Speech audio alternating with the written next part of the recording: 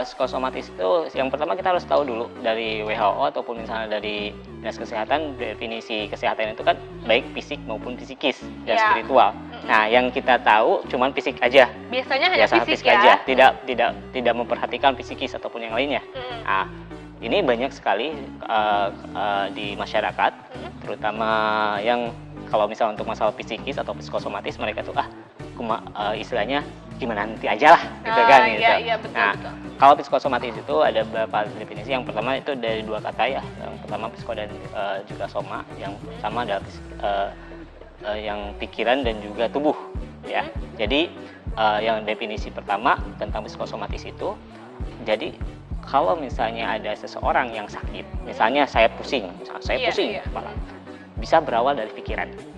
Itu psikosomatis.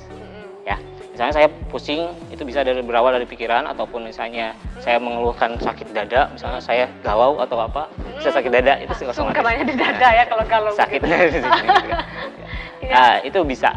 Yang pertama seperti itu. Yang kedua juga misalnya ada seseorang yang mengeluhkan rasa sakit di badannya, tetapi pas diperiksa ke dokter itu nggak kenapa-napa.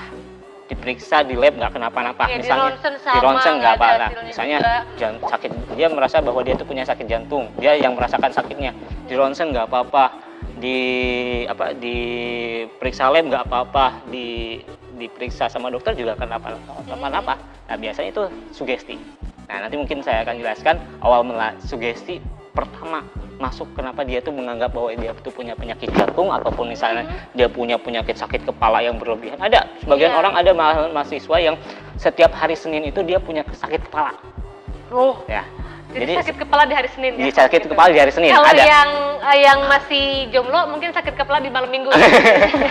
Gitu. Jadi setiap hari Senin dia sakit kepala. Itu psikosomatis. Jadi setiap hari Senin dia sakit kepala, atau misalnya dia pada saat mau menghadapi ujian meriang seluruh badannya, itu psikosomatis. Gitu. Jadi mungkin yang kalau dalam istilah kitanya ya, istilah awamnya, secara medis mungkin tidak bisa dibuktikan ya bahwasanya mereka itu sakit gitu, tapi ada gejalanya ya, terlihat langsung gitu maksudnya. Oke, baik.